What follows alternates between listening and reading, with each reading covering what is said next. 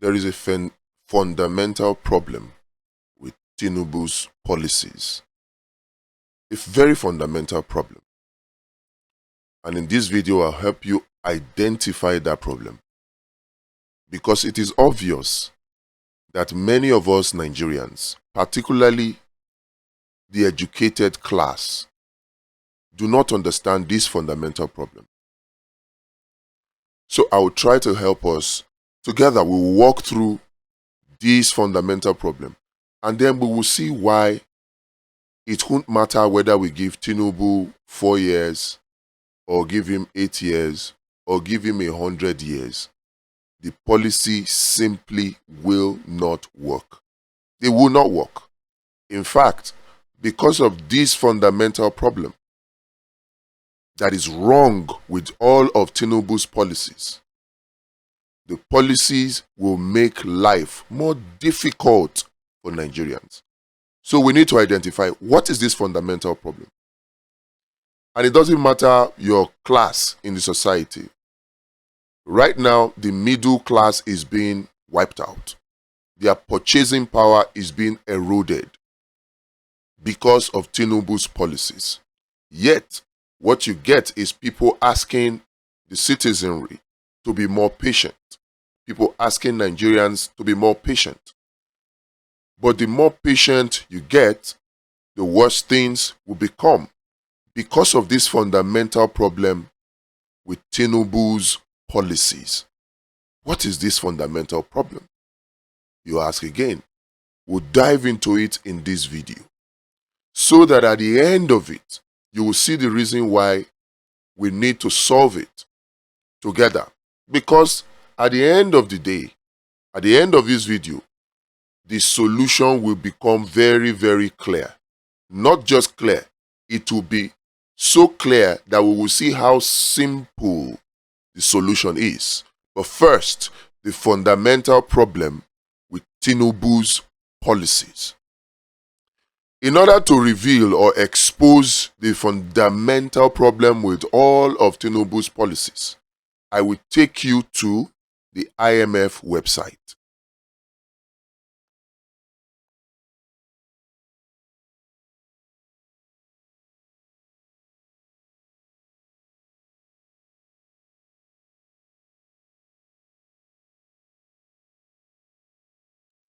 This is the IMF website, imf.org. This is the IMF website, International Monetary Fund.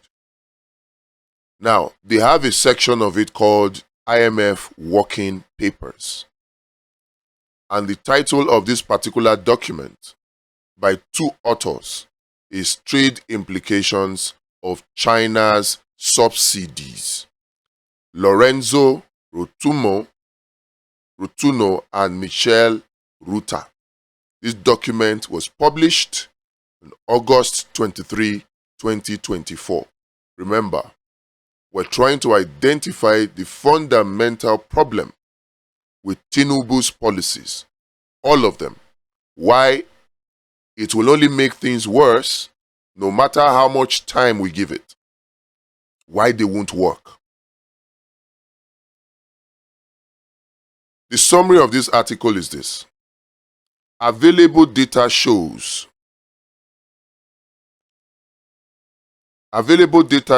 a marked increase in subsidy utilization in China and in other major economies between 2009 and 2022.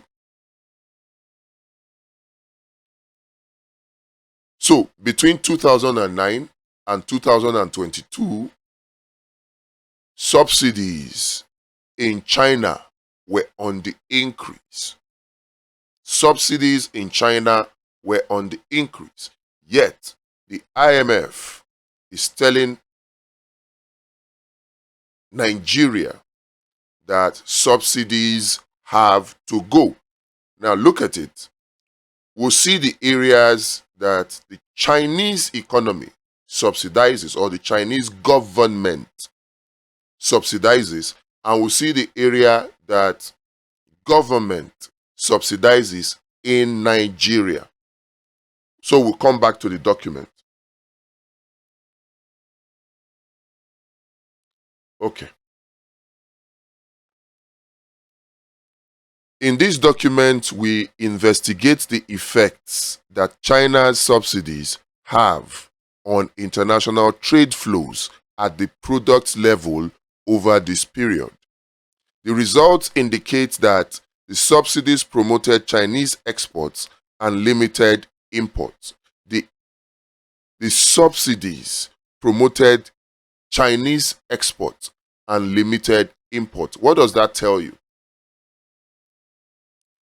Governments introduce subsidies to reduce the cost of production so that citizens of that country will find it easier to buy products produced in that country and yet find it very easy to export. This is the whole idea of subsidies. Reduce cost of production. And the Chinese government, together with other governments in some other countries, have identified this and have taken advantage of it. So, in a period from 2009 to 2022, the Chinese government has actually increased subsidies. But yet, the IMF and the World Bank are advising our government in Nigeria to reduce subsidy. This is the fundamental problem with all of Tinubu's policies. And it is the fact that they are induced, they are influenced, they are cooked by the IMF and the World Bank.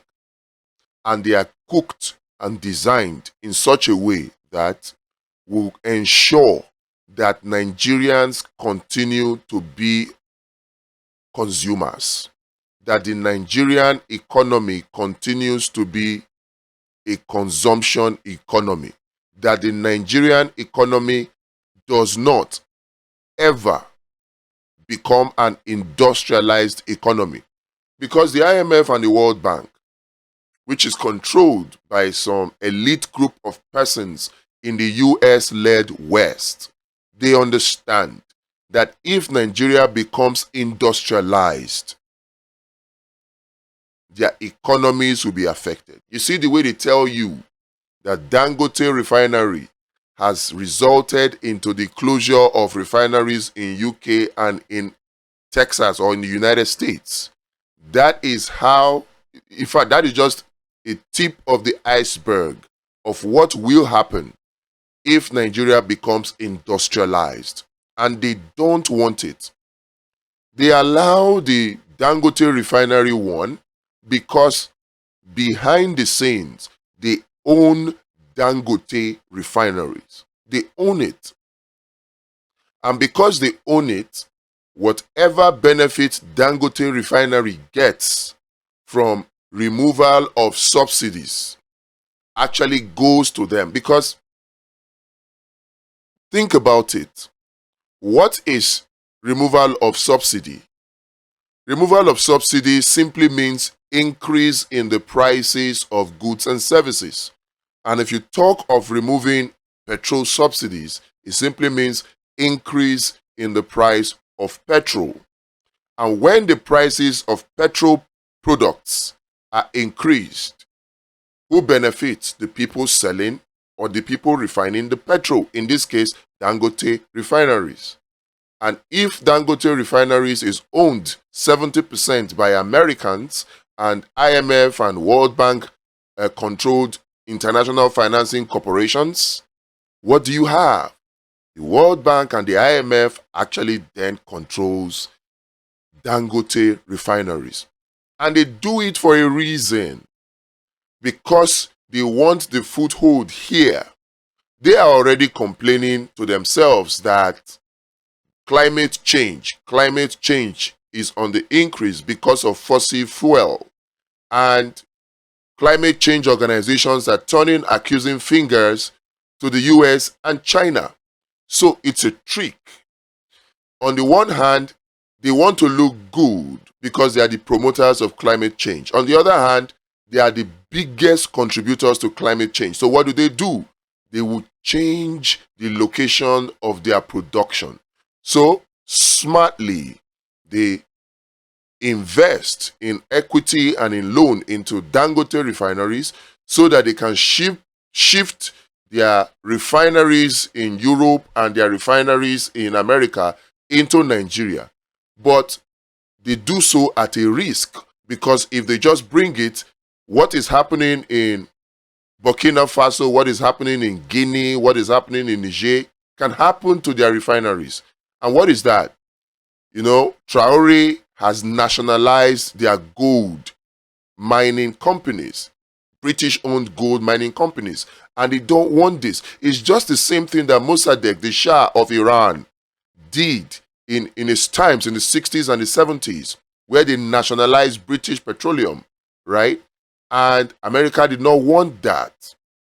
So what did they do? What did they do with Dangote refineries? They decided to put it in a free trade zone area. First of all, the IMF and the World Bank, they created some sort of laws, organizations, and then wrote something they call the international treaty. So there are organizations within the World Bank and the IMF called the Bilateral Investment Treaty, which is BIT. They have ISDS. They have ICSID, International Center for Trade, blah, blah, blah, blah. You know, they have all these organizations that have written laws, right? The new international rules-based system, laws that created a concept called the free trade zone area. Now, the free trade zone area, trickishly,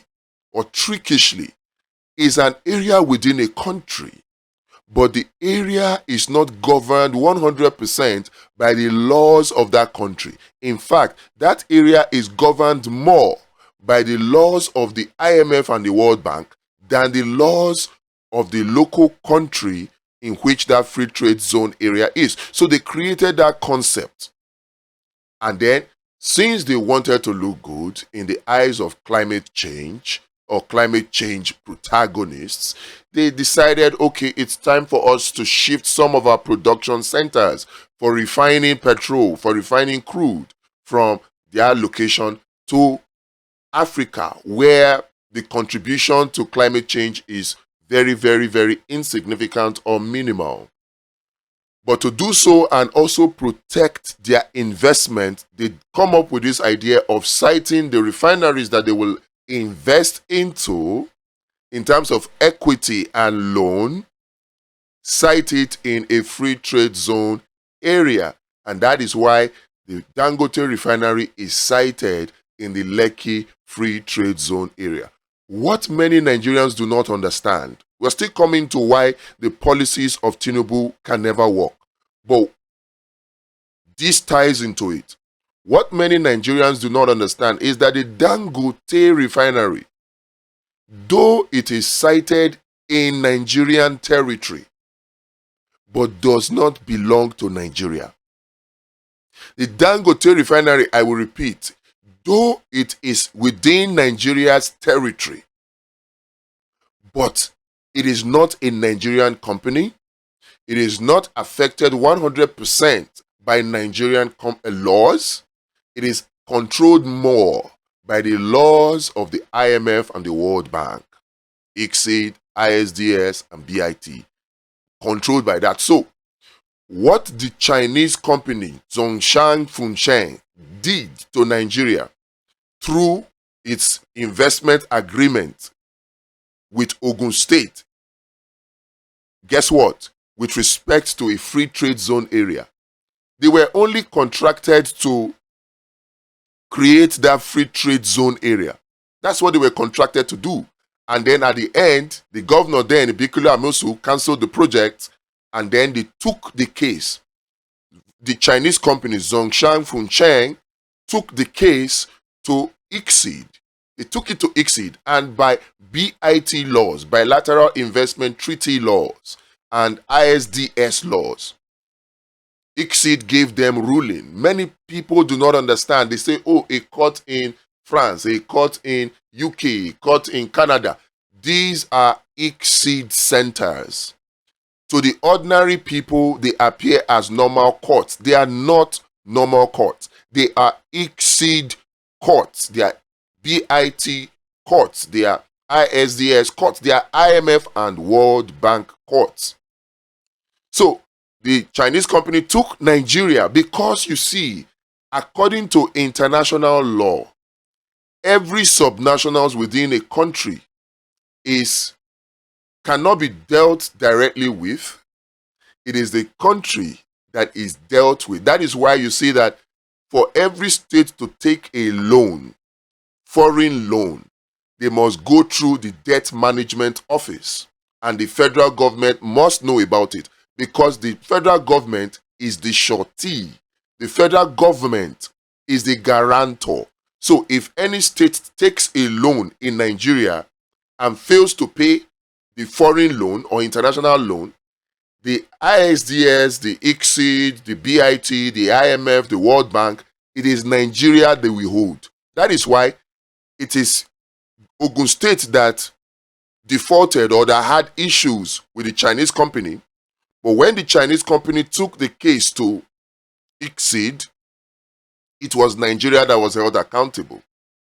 Right now, you are hearing that Dangote Refinery is taking NNPC to court. Dangote Refinery is taking NNPC to court over what? Subsidies. The question many people are not asking is this: Dangote is a private company. What is the business of Dangote with subsidies? If NNPC, which is supposed to be a government-owned company, is a government, NNPC, forget that it is a private corporation. The members of the board of trustees, the ownership, the Ministry of Finance Incorporated, the Ministry of Petroleum Incorporated, they are government. They own it 100%. So no matter how they try to decorate the NNPC is still a government-owned corporation. Now, NNPC being a government-owned corporation decides that in their own wisdom, rightly or wrongly, instead of fixing their own refineries and refining their own crude and getting their own petrol product locally, that it is easier and more beneficial to them to import. So they import, and the cost of importing petrol is now cheaper than Dangote's cost of production. Does it not surprise somebody? The cost of importing refined petrol by NNPC is now more expensive. It's now cheaper than the cost of Dangote Refinery refining petrol locally. Somebody is not bothered. Now, Dangote, being a private corporation, you would expect that normally they will go about their business, look for willing buyers for their product, and there are willing buyers. Dangote Refinery is in a free trade zone area. If Dangote Refinery claims that their cost of refining is high, and thus the price of their own Dangote petrol is higher than the price of NNPC, does Dangote Refinery need to force, to coerce, to cajole NNPC to increase their price? Does Dangote Refinery need that? The international market is at the beck and call of Dangote Refinery. If you claim that Ghana petrol is more expensive than that of Nigeria, if you claim that that of Benin Republic, that of Togo, that of Liberia, they are more expensive than that of Nigeria, and then you have a Dangote Refinery that now refines petrol more expensive than the one the NNPC imports, what does Dangote Refinery need to do? Is it to force NNPC to remove subsidy, so-called subsidy, so that they will increase their prices, so that people will now be forced to buy from Dangote Refinery? Is that what Dangote Refinery is supposed to do? Can a private company be that powerful?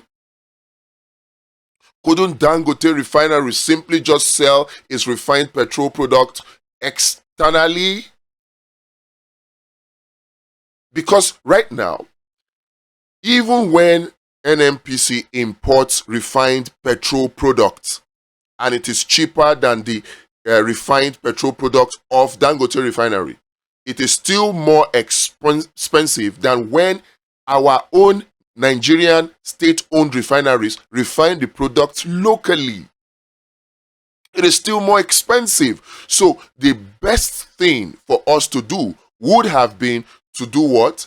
To make sure that we put pressure on NNPC, on NMDPRA, on NUPRC, put pressure on these three organizations that were created by the Petroleum Industry Act. Put pressure on them to make sure that on the one hand, our refineries are working, and then on the other hand, we increase our output of crude oil exploration or extraction on a daily basis so that we will meet OPEC quota, give them their own quota, and we will have local quota. Not quota now because there's no limit to your local quota, but let's just call it local quota that we can give to our own local refineries to refine for our own local consumption. That's what we should be looking at. That is what will be in the best interest of Nigeria. And it's not just because we want the prices of petrol products, refined petrol product to drop. No, it is to expand our economy. It is to increase the purchasing power of the citizens of Nigeria. This is what we should be looking at. But no, nobody is looking at this. And Dangote Refinery, that is supposed to be a private corporation, is now forcing NNPC, a government company, to remove subsidy because they can only maximize their profit if the prices of petrol products go up. Remember, Dangote Refinery is owned 70% by American corporation called, they hide behind a name called International Financing Corporations, which is an arm of the International Monetary Fund and the World Bank. And the IMF and World Bank are owned and controlled by an elite group of persons in the US-led West. And it's not just in America now or even in Europe. You still have them, some of them in China, Russia, because generally we call them the global north, and they all benefit from the woes, the travails of the global south. They benefit from countries that are not smart enough to realize these fundamental problems with their policies and why the policies can never work. One of the African legislators said it, and said it very, very succinctly. The IMF and the World Bank, they exist to make sure that Africa never succeeds. The IMF and the World Bank can only succeed if Africa fails. So the very existence of the IMF and the World Bank is to ensure that Africa fails. That is the only way they succeed. And you see, the growth, the enjoyment, the lifestyle of the global north, of the US-led West and co, depends on the failure of Africa. They want us to fail, and they want to make sure that we fail. So they give us all the things that will make us consumers, and then take away all the things that will make us producers. Because the only way we fail is to remain a consumption economy and not a production economy. Perhaps this is why some external hands and some hands of the elites in Nigeria do not want somebody like a Peter Obi to be a president in this country, because the very statement he made is critical. Nigerians don't know how critical it is when Peter Obi says we must take Nigeria from consumption to production.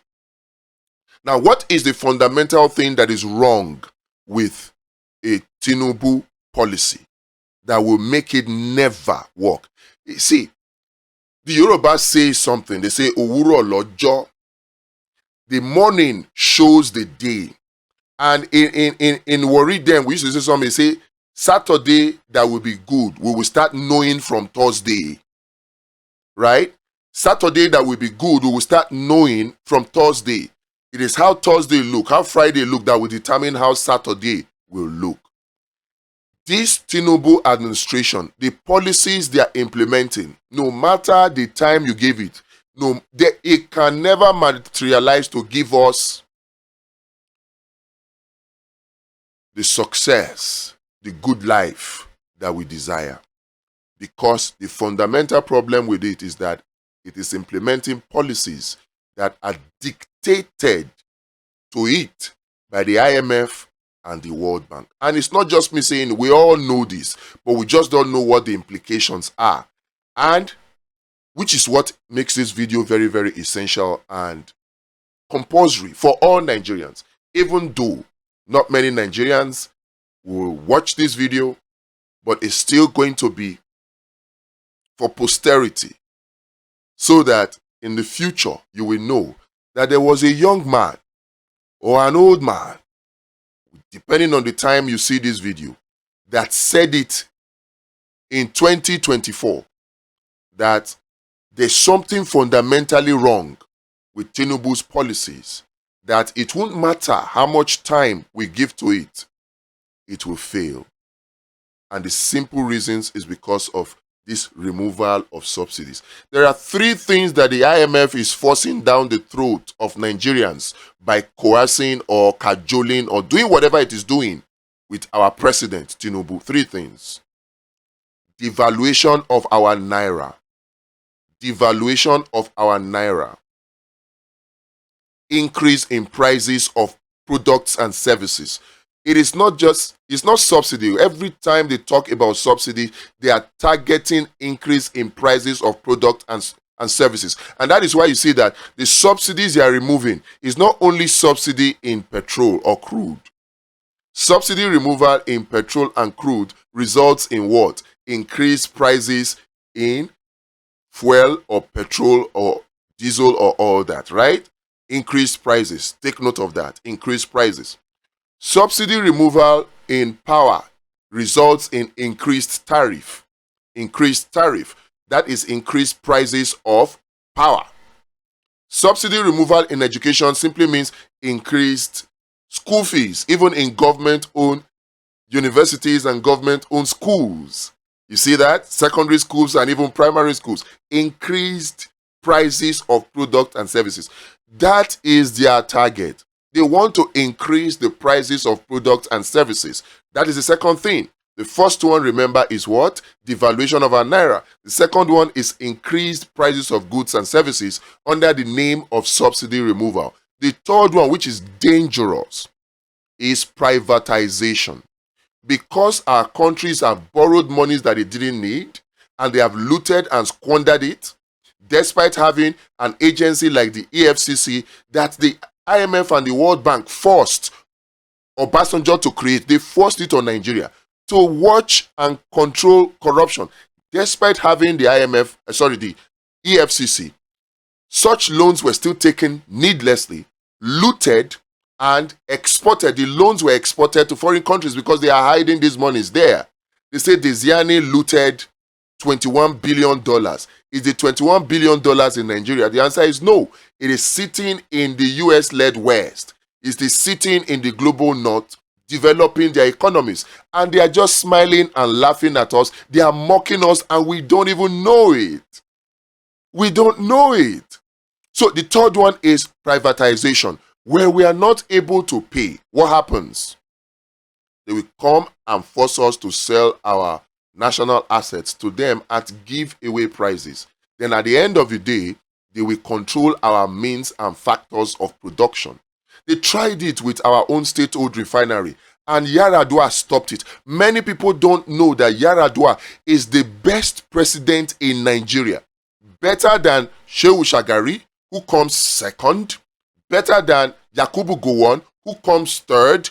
Better than Tafawa Balewa, who comes fourth in my ranking. And the ranking is done based on how our leaders are able to stand up to the US-led West, to stand up to them, to say no to your policies. We want development. The only persons that have been able to do that are these people I mentioned. In fact, I don't know where to put a Murtala Mohammed.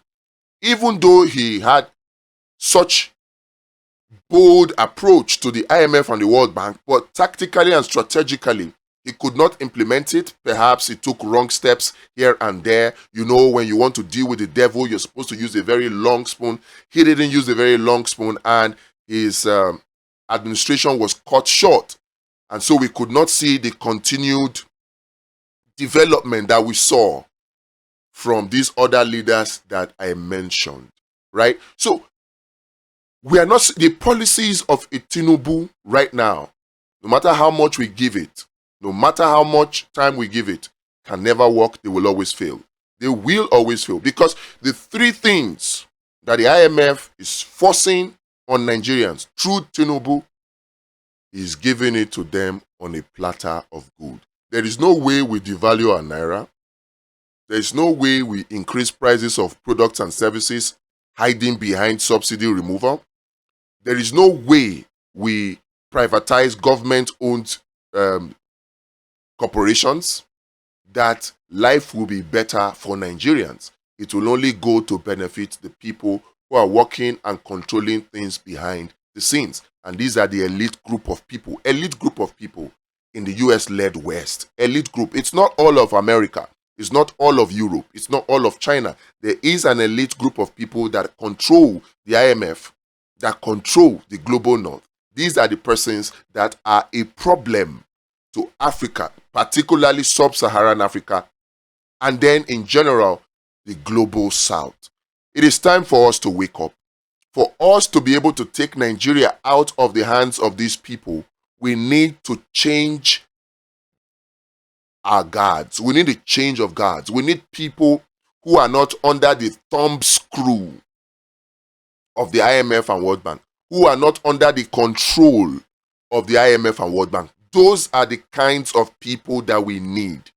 Those are the kinds of people that we need. Those are the kinds of people that we need. But unfortunately, those kinds of persons are just sitting disappointedly,